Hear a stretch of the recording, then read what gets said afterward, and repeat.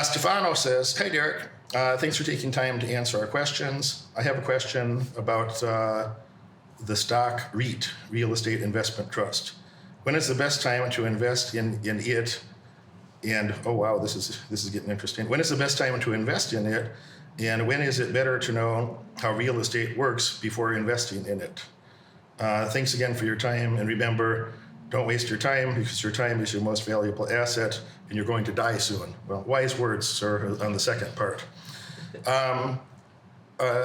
There's not a stock called, REIT, R-E-I-T. R-E-I-T stands for Real Estate Investment Trust.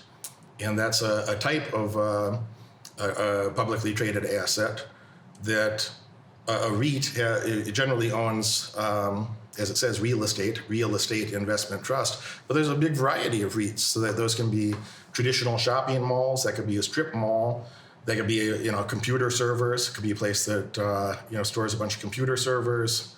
It can be there's AMT, American Tower, which is they own a bunch of cell phone towers. I'm sure there's a few other categories I'm not thinking of off the top of my head, but there's many types of REITs. That's not a particular stock. That's a type of classification that, if you're operating a REIT, a real estate investment trust, then you're required, you don't have double taxation. So the bonus is you don't have double taxation like most publicly traded companies or C corporations. So in a C corporation, you pay corporate taxes, and then after you distribute money, say in the form of a dividend, then the dividend's taxed at a long-term capital gains tax rate versus ordinary income tax. In a REIT, they don't have double taxation, so they don't have a corporate tax plus long-term capital gains tax, but instead they charge you ordinary income tax on distributions from a REIT. Additionally, a real estate investment trust is required to maintain their status as such. They're required to distribute back to owners, to shareholders. I call it a shareholder distribution. They don't call it a dividend. It's essentially a dividend, but they call it a shareholder distribution in this context. They're required to pay out 90% of any profits. So again, they could reinvest in they could reinvest the money in their company, make improvements, maintenance improvements, operating expenses, etc. Buy new properties, financing costs. All those things are not profits; those are expenses. But if there's any profits left over, they're required to distribute at least 90% of any remaining profits. After all the normal costs of doing business, plus other investments in the business, again, which might be acquiring new properties, making improvements on properties above ordinary maintenance. So they can do that with the money. They don't have to give the money away, where it's not a requirement that they only maintain the property and pay for ongoing expenses that way. They can improve the property, they can buy more properties, they can spend the money on that. But if there's any cash left over that they haven't spent in any of those manners I described, any profits left over, they're required to distribute 90% of that or more back to the shareholders. So don't be confused that REIT is a specific stock. It's a category of stock. It stands for Real Estate Investment Trust. Again, there's numerous asset classes that they own. Anything from centers that they use for cooling servers, shopping centers,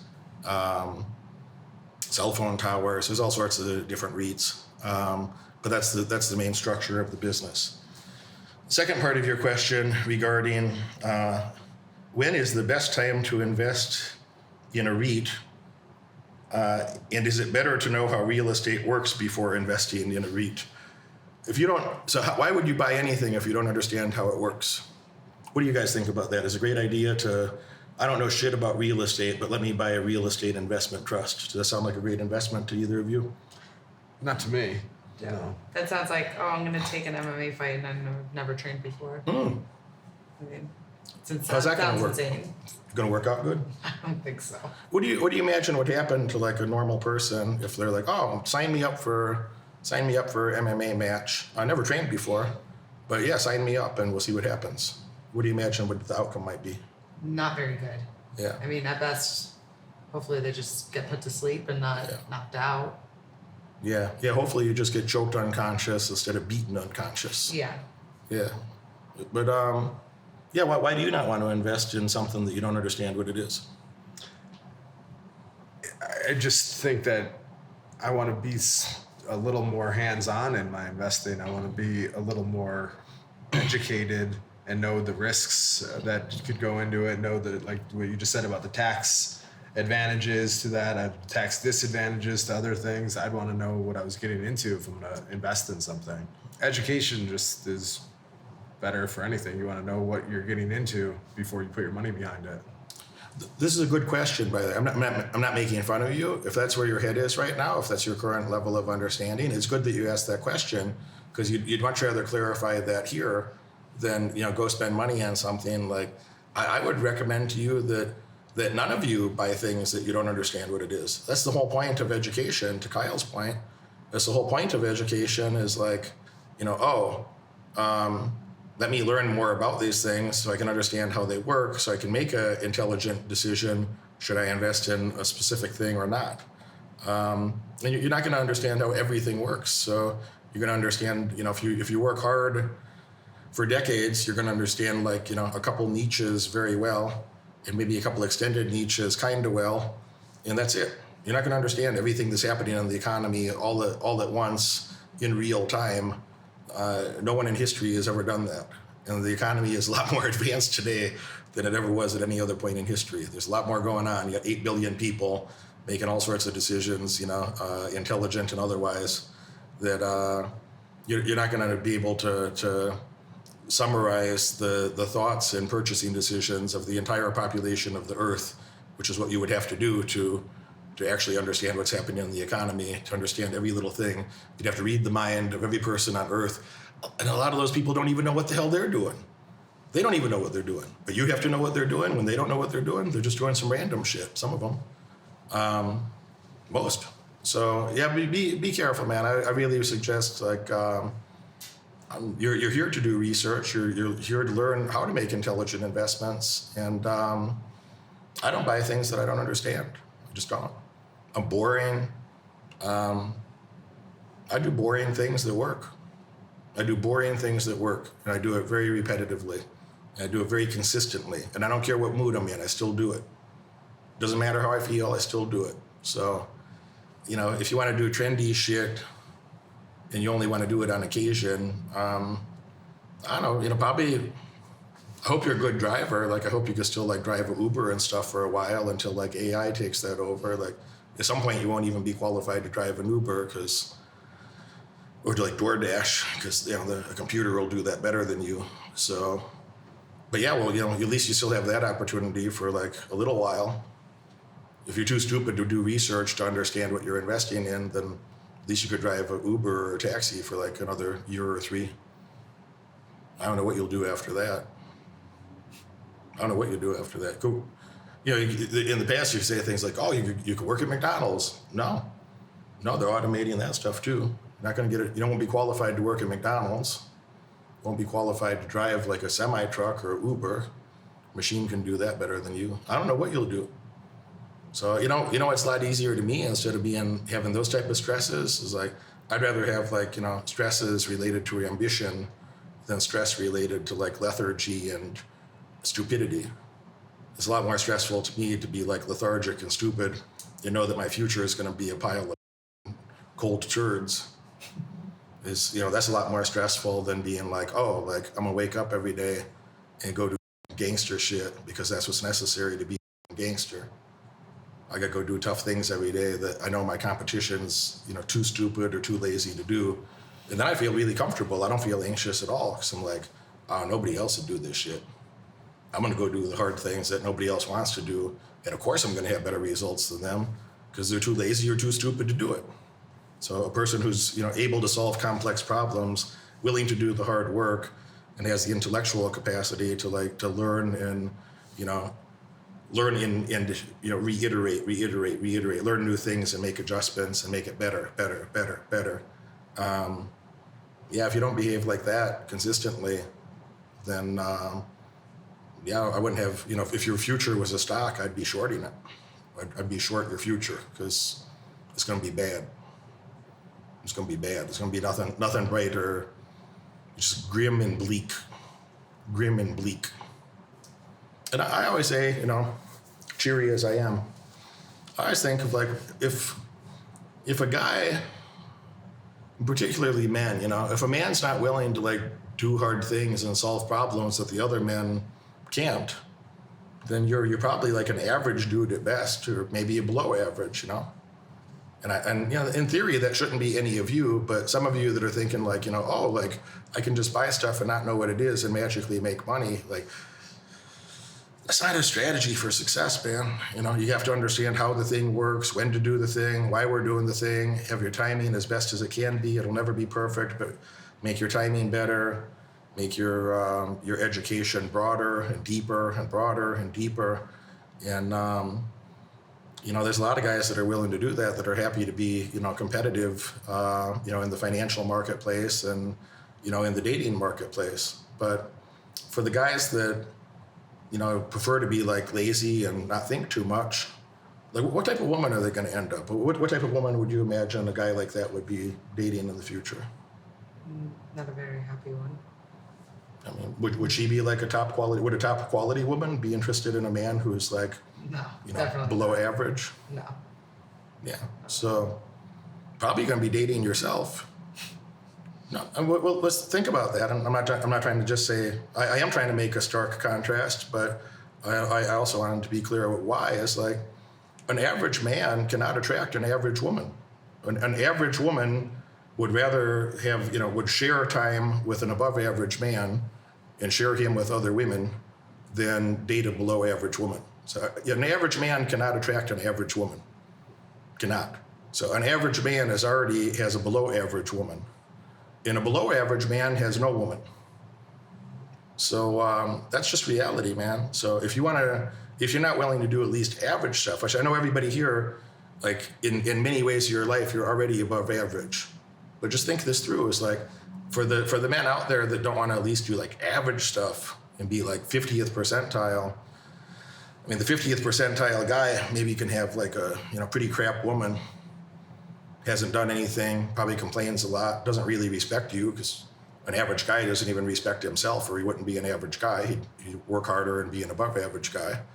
So if you don't respect yourself enough to put in that effort, like why would she ever put in the effort for you? That doesn't make any sense. That doesn't make any sense. Like, would you imagine that a man like that, like, why would that woman be loyal to a guy who's not even loyal to take care of himself and take care of her? Would she be loyal to a guy like that? No loyalty or respect. Yeah, I would expect exactly that. I expect that, you know, a guy who's doing average stuff, the type of woman that he could have is not going to have any respect for him, because, as I said, he doesn't even respect himself enough to make a significant effort. And like, why would she be loyal to you? Like, that doesn't even make sense. So I mean, you're doing that to yourself, man. You're doing that to yourself. So like, don't look for the easy path. This is the summary statement I'd make about it. Stop trying to make easy money. Stop trying to do an easy path to anything, and just be accepting, like, oh, if I forget about that easy shit, if I forget about quick money, quick success, easy shit, and I'm just resigned to do what's necessary to actually build a competitive advantage, then you can have sustained results for the rest of your life. So I don't want quick money. I don't want to buy anything that I don't understand what it is. I don't want some, you know, wizard, magical martial arts thing that might work 1 in a million times, but not really. I want to understand everything I do. I want to understand it in detail, in depth.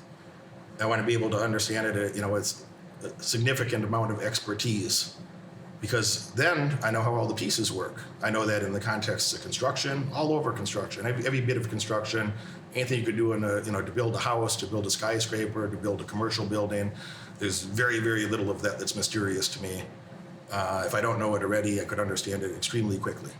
I know that in martial arts, if there's something in martial arts that I don't understand already, I could understand it quickly. I could catch on very quickly, like, oh, that's what we're doing here, and that's why it's important. Okay, let me burn that into my neural pathways to be able to do it more like that then. Okay, I can do that in the stock market. I can do that in real estate. I can do that in numerous areas of life. You know, and I still make, and we kind of laughed about this earlier, and I make time to still show up and lift some weights, you know? Every day. Yeah, 5 days a week, we got some weights to lift too. So like, I'm not thinking about, what's the shortcut to get some shit I don't deserve. I'm thinking, oh, what's the hard way to do this? The way that nobody else would want to do this, that would lead to like lasting success, lasting durable results, because nobody else is willing to do that shit. And then I'm just like patient, but persistent and consistent. And man, results it's like unrelatable to a normal person. There's so much winning, it's unrelatable to a normal person. They can't even understand the amount of winning. And that sounds so crazy, but it's true. There's so much winning, a normal person couldn't even understand, just endless winning. More winning every day. More hard work every day, but more winning every day. A normal person can't even understand. It's entirely unrelatable. So, that's the part that I'd like you folks to focus on. And like, have either of you ever seen, maybe this is something you could speak about in more depth, but like, have you seen like a magical shortcut that created like significant results over time? Have you experienced that in your life? Not that I could think of. No, nothing lasting. Yeah, maybe short term, but I mean, I guess people win the lottery, but if you want to... I think that's a good financial strategy to bet your future on. No. But that's the type of thing. That would be like a shortcut, but what's that, one in, I don't know, hundreds of millions? 1 in 11 million or so. Yeah. So I guess there's a chance. It's like Dumb and Dumber, so you're saying there's a chance. Yeah, you could buy a lotto ticket, so that's one strategy. But other than that, nothing that I could think of that doesn't come with education and hard work. and if there was, then everyone would know about it and everyone would do it. Yeah. Yeah. Like, be grateful to do the difficult things that build a competitive advantage, because other people won't do it. And that'll be a durable advantage, that you'll be ahead of your competition now. And if you keep working and build a deeper moat and a wider moat full of scary beasts, full of dangerous animals, your competition looks at that and be like, man, I can't swim from here to there. It's too deep, I can't walk there. It's too wide, I can't swim there. There's sharks and alligators, and there's a minotaur in there. I don't want to deal with all those scary beasts. And you could choose to be a winner. You could choose to conquer those little obstacles. That's what that choose to conquer comment means. It's like, it's a lifestyle choice to conquer little obstacles every day and cumulatively have tremendous results when other people are doing not much. So I love to earn results that other people aren't. Love it. You watch this video all the way through, and that tells me you're dedicated to learning more and earning far above average outcomes in your life. Congratulations for that. But now it's time to take action. If you could have earned those results by yourself, you would have done it already. My head coach has opened up a few spots on his high-demand calendar for an in-person, one-on-one strategy session to help you. On this call, we'll give you the pragmatic advice that you can implement tonight to get laser-focused on the right metrics and leave mediocrity far behind in your past. Click that link right now in the description below and apply for your call immediately. Do it now.